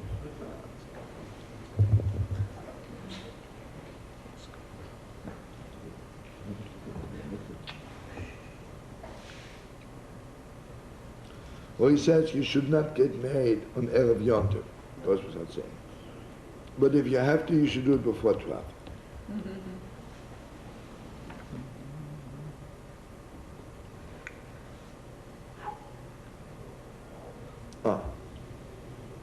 He says there's a little bit of a controversy if you should buy a lulav and esrek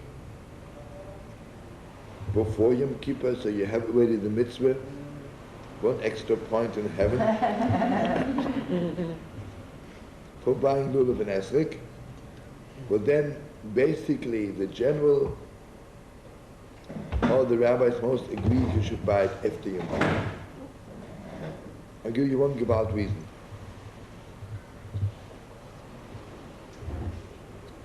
You know that the Heilige Ramotchel at Werner,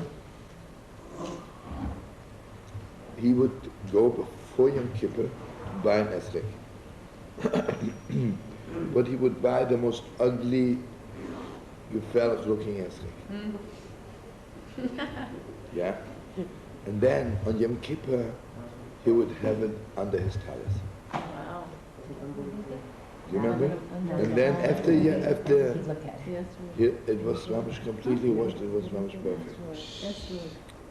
Citron? Because the esrek, you know, esrek looks like a lemon.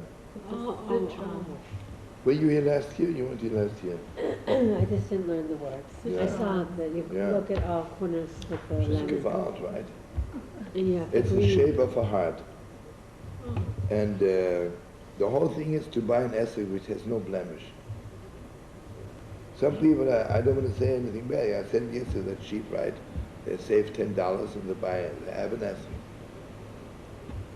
So basically, that even if you're not like Ramotan and Werner to buy the worst esrek, and he would say, I wash the esrek with my tears of Yom Kippur. But regardless, the esrek you get after Yom Kippur is always better than the esrek before Yom Kippur. No? Can I ask you something? Yeah. When I was living in Eretz Yisrael, or when I was studying Sukkot there, like 5 or 6 years in a row, my minute was to go about 2-3 hours before Sukkot started, either to Ula or to a place in Bayit Pagan, where else to do it, and buy my wilderness. And what it did, I got beautiful from it, that was true. Yeah, Everything was really so nice. you have muzzle, but sometimes... Well, I never had a problem, and I was never worried about having a problem. But I bought it for, maximum half price of what they're selling, usually much less, 10%, 20%. One reason was just simply to save money. Yeah. There was always a problem. And I always got beautiful stuff. But the other reason was that I thought that the whole thing was so out of hand. It was like a political gesture. It was so out of hand, the amounts of money people were spending on the I know. They pay for it like a lemon, and they... No, okay. They live on it all year. Hundreds of dollars for and that's like... It's true, it's a record, that's true. Here, Rabbi, who limited, the amount of money you could spend. Yeah? I think it was like $100 for the whole set, everything. It wasn't that much, $100. We don't have much time, so let's limit our conversation to... According to what you're saying... Oh, you got to the point, okay. Go ahead. Yeah. Okay. Let's look at that. Oh, okay, I tell you what.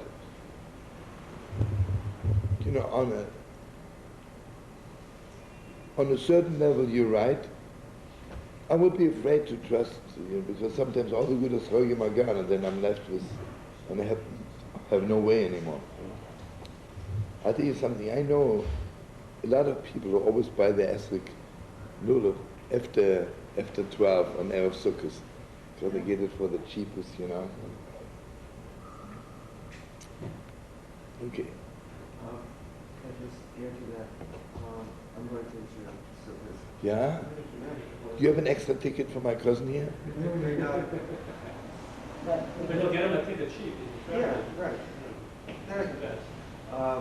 But it's been my custom. I buy the lulav and esrek. I mean, it comes from Israel, but I buy it here.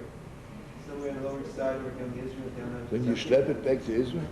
Right, because I just want to get that thing out of the way instead of start looking When are you around. arriving in Israel? Excuse me? When are you arriving in Israel?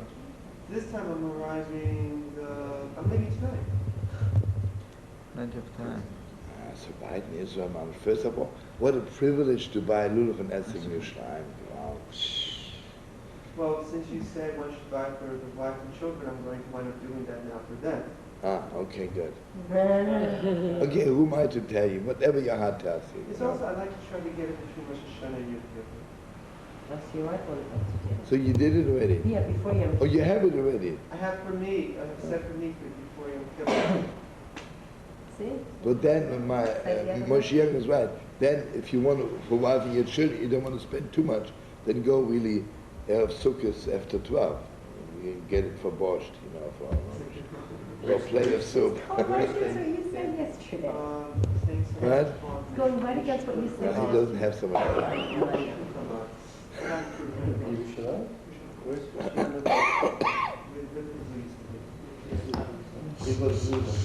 I'm learning 2 more minutes and we learn the Chassidus.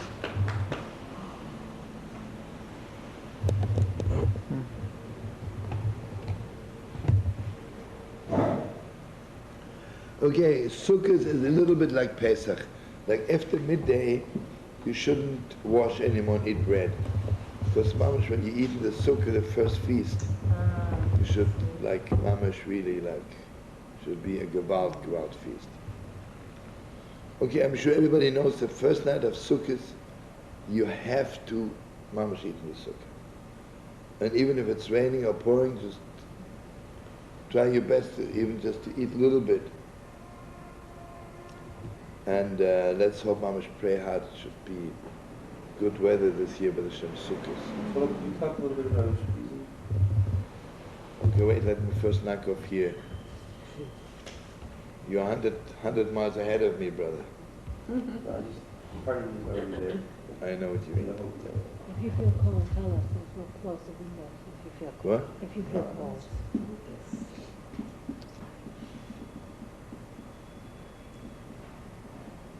Oh. This is also, you know, this is very special. See, God was on your side. He talks about inviting guests for Sukkot. It's very important.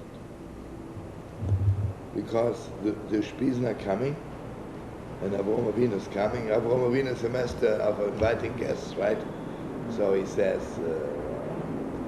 am I the only guest? It's crazy. But I have to tell you, which is really gewalt. And Sansa, I wish we would be able to do it. The Sansa had a chair next to him, which was empty for the Shpizin. And when people would, you know, push, he would yell, don't push my Shpizin, you know. Shpizin is what? The guests. Avraham, he's a Yaakov. Every night, you know, so he had a big chair, like a gewalt chair, and when people would push, he says, don't push my guest. But this is awesome. All the guests people would push. The second night of Yitzchak, somehow, because Yitzchak is all right. Mamish, the son didn't have to say anything. Mamish, people kept away from the chair. Unbelievable.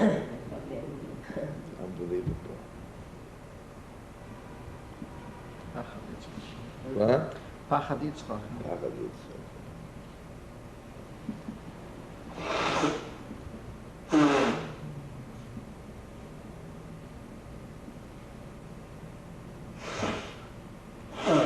Okay, it says, if you didn't go to the Baba Erev Rosh Hashanah, you should go Erev Yom Tov. Because Yom Tov, when you go to the Sukkah, you should look like a king. That's exactly what I'm planning to do. Yeah? Good. I already have my plan. You're so cute. Huh? You know what it is? You are not permitted to bring in the Sukkah something which is not beautiful. Okay, I don't know if you remember, we're learning a lot of times. When we do something wrong, two things are happening to us. First of all, we become, God forbid, a little bit dirty, impure. then we become ugly. I know, Yom Kippur makes us pure again and clean again, but Sukkot makes us beautiful again. It's gewalt. But you know, most of our mistakes is not just it's bad, it's ugly. Well, you know something, sometimes you see a person, I remember I once walked with a person, and I knew he had $3,000 cash on him. And he has his girlfriend, he takes out to a Chinese dinner, spends $100,000. I walk with him one block.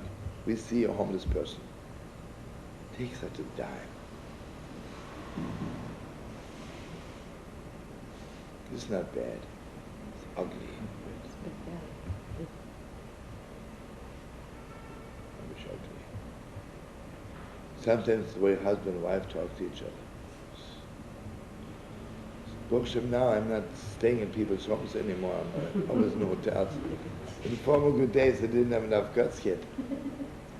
I was invited, give a concert, invited to this man's house. This was always really, I should have recorded, I should have the three with me to record it.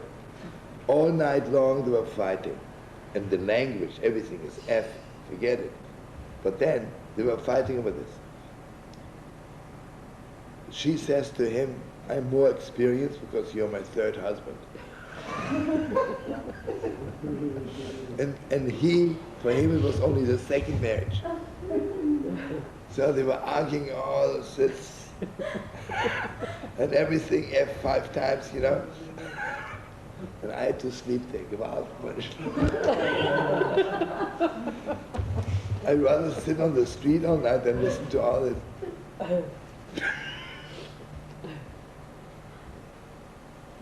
Anyway. So, anyway. Okay, I don't know if, oh no, you weren't here. What is the whole thing of the Spiel, the Code Maholi Cut? Why don't we have guests on Pesach? We should invite every night Pesach, at least to the Seder. Let's invite Avraham, Yitzhak, Yaakov, and let's invite all the Holy Mothers.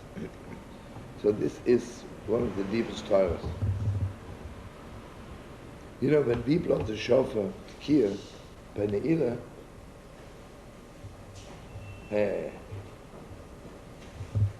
you're too late for today, but too early for next week. Yeah, it was happening. Yeah, so when we blow the shofar, then Mashiach should come. Eliyahu is coming right there. Eliyahu is ready to come.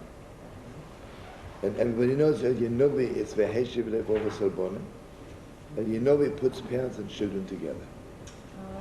So what Eliyahu is doing right by Ne'ilah, he's putting Avraham, Yitzhak, Yaakov, so in Lev is all the Yidden together.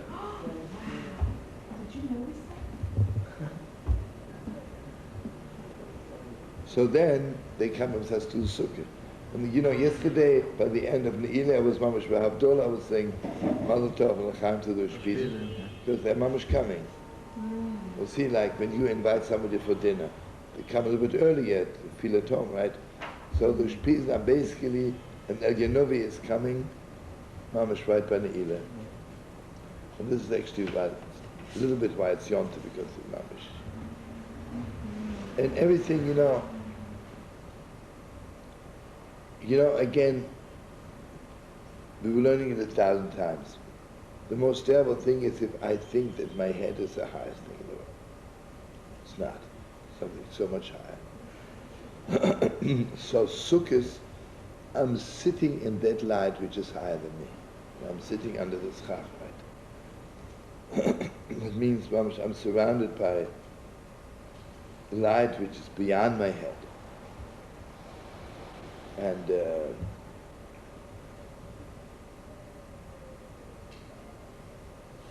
And so anyway, so it says you have to invite guests on Sukkot. How much you have to? If you remember Rabbi Yitzhak B'Ditchva, had their custom to invite mamish the lowest thieves in Berditchev to his sukkah. And then some of them were smelling so bad, you know, and looking so bad. And Rabbi Yitzchak was sitting with him on sukkah, go out, right? So people asked him, you know, I know you want to sit in the sukkah with guests, but why do you have to invite those 30 people? So go out. So he says, when Mashiach is coming, he says, me, Rabbi Yitzchak, I want to come also in the sukkah of Mashiach. So Mashiach would say to me, Rabbi Yitzchak, God, you smell so bad from your bears. So I would say, you know, Mashiach, I was also sitting with people who smell bad. So he let me in.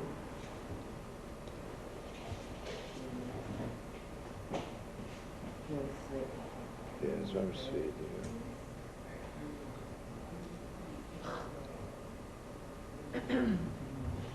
Rabbi, you Yeah. have a situation where the 13 principles of faith by the Rambam.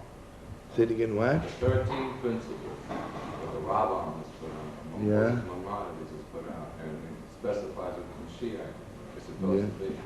And if by that, okay, a lot of people fall into that category, where will you really know?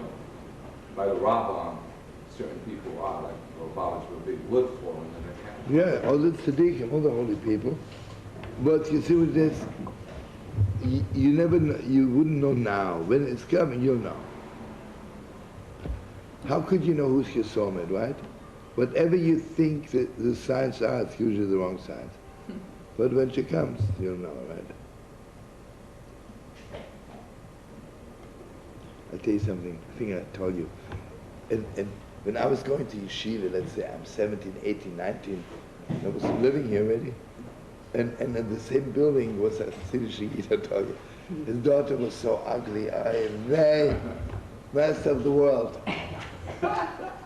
So this shadchan comes to me and says, your soulmate is living in the same building like you. And why do I know whom he means? I says, no, you know.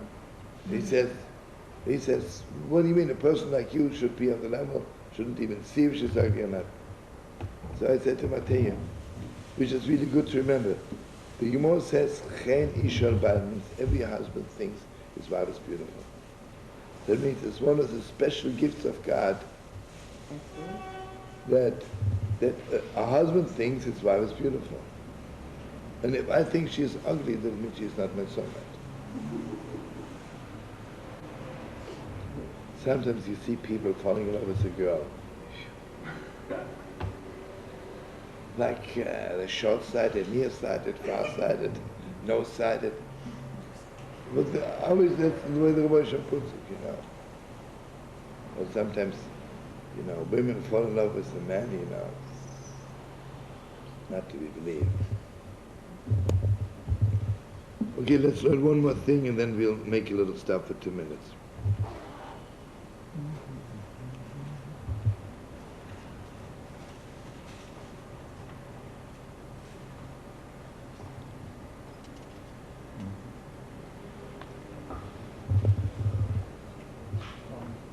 Okay, so he says like this, until midday approximately you fix the sukkah.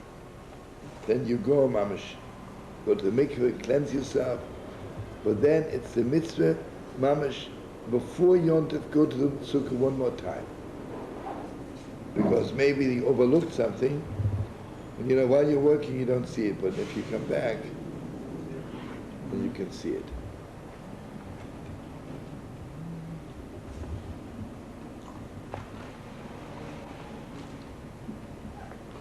Do you have to make a mezuzah on the sukkah? Why not? Yeah, because anything you live less than 30 days is called temporary. That's only in the sukkah. The Israel, as soon as you're cleaning it, because of the sukkah, you're trying to... But not in the sukkah. No, I know. Because sukkah is mamish temporary, yeah.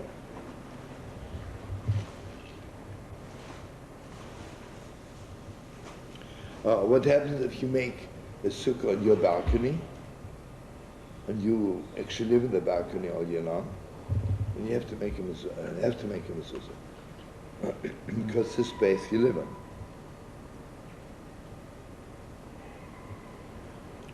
But again, if you just move into a new house and you make sukkah on your balcony, and you don't have to make a mezuzah yet because the sukkah is only temporary, but then you have to make it.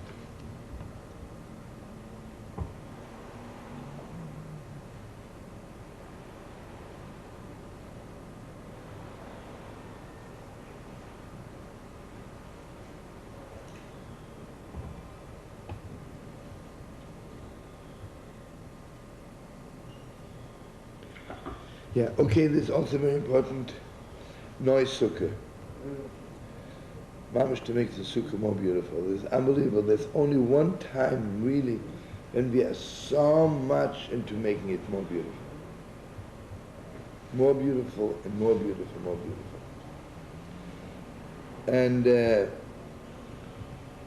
you know, in Bobov, I don't know if anybody ever been in Bobov sukkah, right? Yeah. It was unbelievable. Bobov Rebbe Mamash works all the day for Yom Kippur and Sukkot. He works on noise sukkah. You know, he's very handy. He makes birds and all kinds of things, you know. His father also.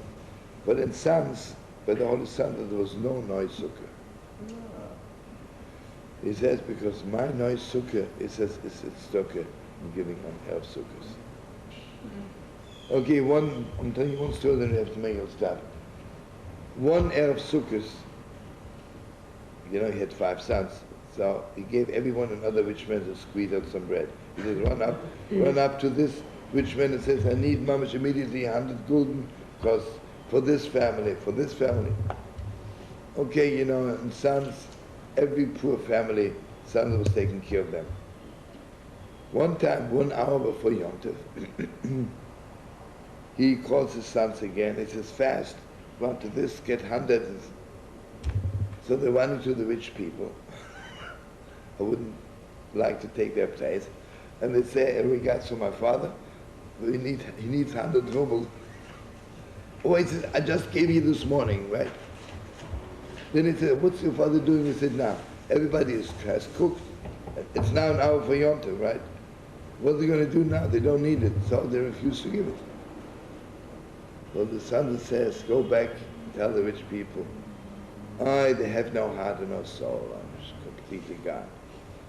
He says, I gave the poor man enough money for Yom Tov. But all the Yom Tov is thinking, what will I do 1 second after Yom Tov? I have no money again. So I want to give them now money for after Yom Tov. Yeah.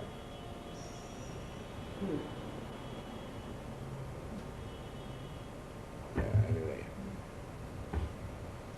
You know, when the Holy Santa left the world, the Shina was said like this. The head of the son, when he was giving the eulogy, he said like this, if I would say that my father was the biggest Gaon, the biggest scholar in the world, how do I know? Maybe there's someone bigger than him. If I were to say that my father was the best davener, his prayers reached heaven the most, yeah, but how do I know? Maybe somebody else reached also. If I were to say that my father gave away more money than anybody in the world, I think so, but what do I know? But it is but one thing I can say, that the one person having all 3, he was one in the world. Peace. Let's make a step for...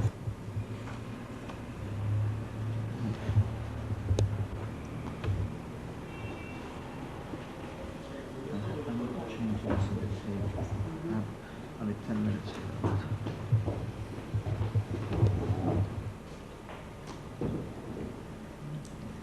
Okay, folks. Shabbos. How would it sound to you? A person is always good. Things are gewalt. It's always sweet. Always forgiving. Oh, mamish, always good. It will sound to you. You know what the Gemara says? What's paganism? Paganism is that I have a God who can't move. Think about it, right? And if you are a person who can't move, you're a pagan, right? You're always good, you're mamish. That's what you are, that's it, right? Because we are what our God is, right?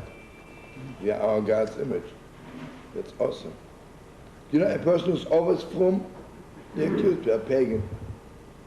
You're always not from, you're also a pagan. Besides not from. What? Bes Yaakov, the deep. So he says, on after Yom Kippur, I'm moving into a temporary dwelling. What means temporary? I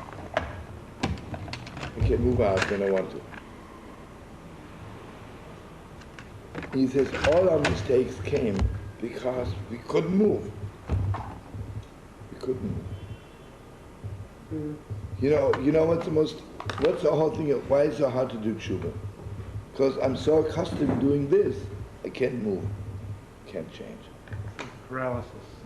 Yeah, paralysis.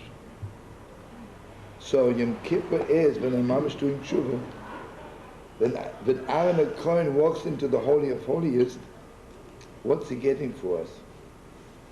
He gets us so we can move again. I'm completely free. I'm a free person.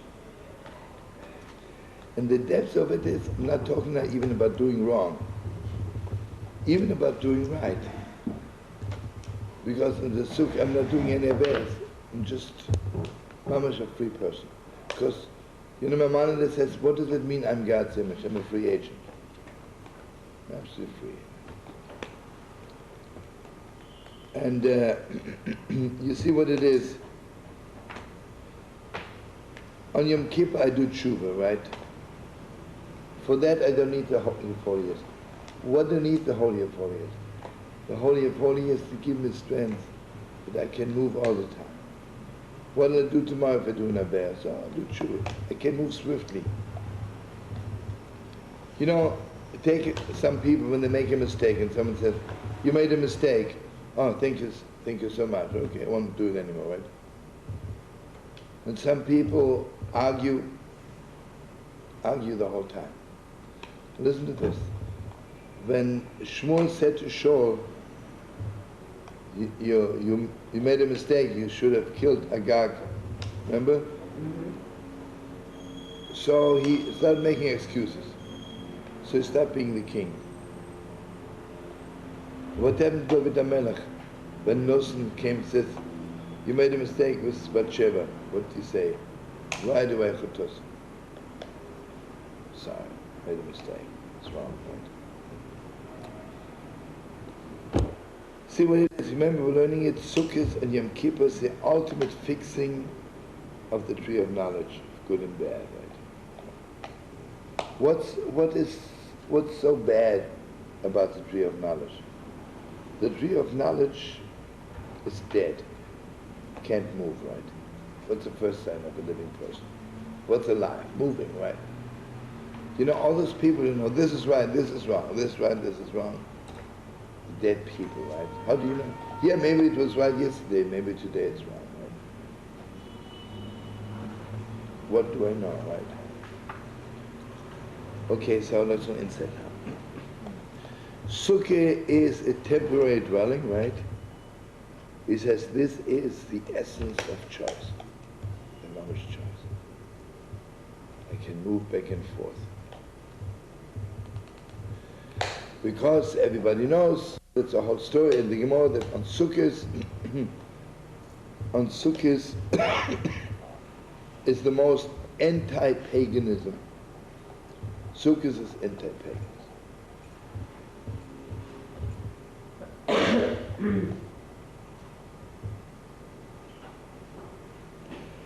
Because anything a person cannot stop doing is pagan. You can't move. And what is it on the sukkah to sit in the shade of God? What's the closest here to God? You have complete choice.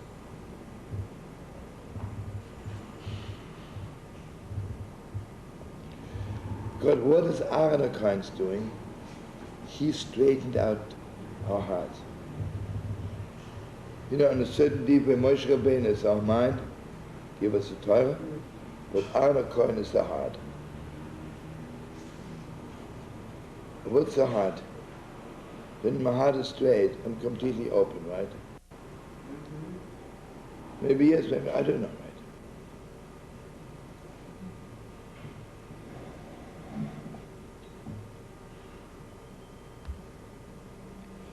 You know, I don't even have a way of saying it, but I'm sure everybody in their own way, you know.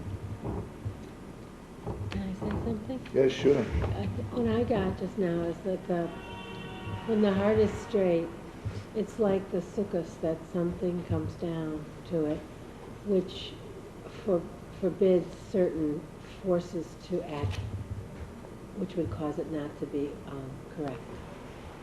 In other words, you're always at the effective forces. So if you're connected, your heart could be straight, because that connection does something so that those forces are not just knocking you around, that you're actually, you know, you're getting some help from above. This is just like the sukkah. I'm sorry. Julie, you're always saying the right things. It's just what I got. Well, she's sweet like sugar. Well, you gave me the sukkah's idea, so I'm giving it back. Okay, we have to come with the book Torah from Julia.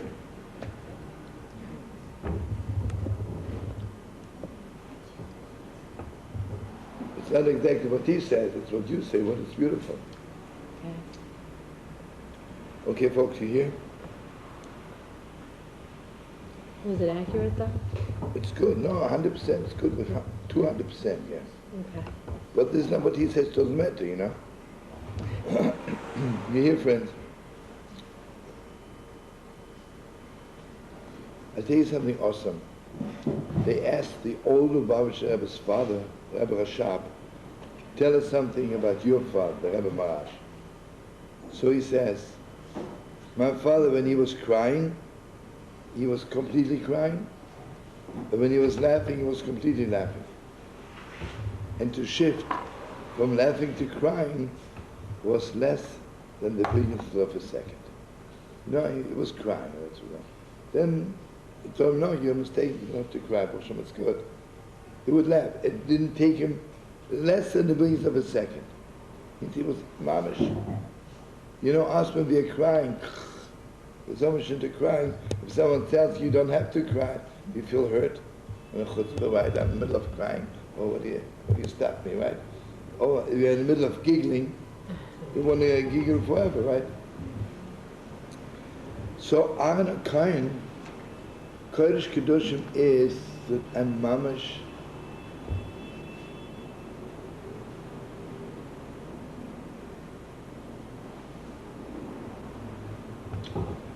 You want to sit deep.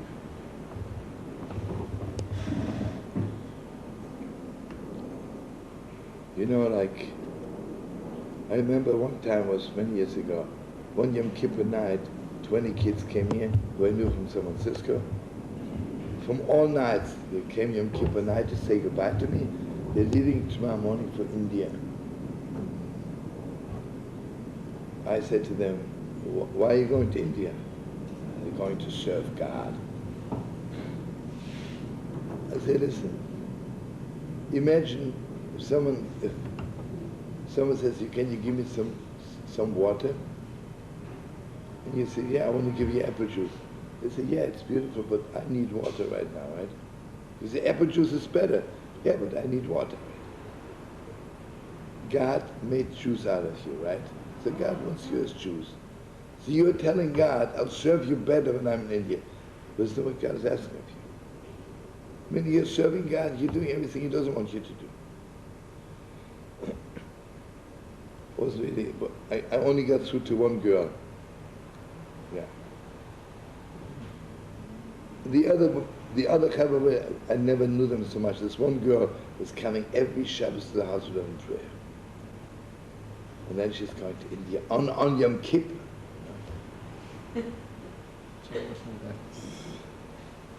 Okay, she lives now in Crown Heights. She doesn't talk to me. That's okay. Yeah. But anyway, I got through to her. No, this Moshe, I got through to her. You know.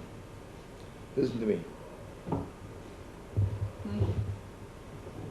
The deeper you are inside, the more it's clear to you how much choice there is. Right? How much choice there is. You know, I'm just thinking, there's so many great rabbis, you know, they always say, no, this is forbidden, this is forbidden. But Moshe Feinstein, Mamish always found a way to say yes sometimes, right? There was so much deep inside that even if everything points to no, he still it away, right? I don't know if you know, I don't know if some of you know this. Thousands of women from Russia came, and their husbands didn't want to come. So here they're sitting here, and they can't get married because they need a get from the husband. Wherever you find a get in Russia. Okay, now it's a little bit better, but imagine 10 years ago, 15 years ago. No way. So Moshe found the whole thing, you know, that because they were not married Jewishly, only civilly, but you need to get when you are married civilly also, but since Russia is against religion, against God, so their civil marriage doesn't count. Yeah, the whole Torah, you know. But because he was deep inside.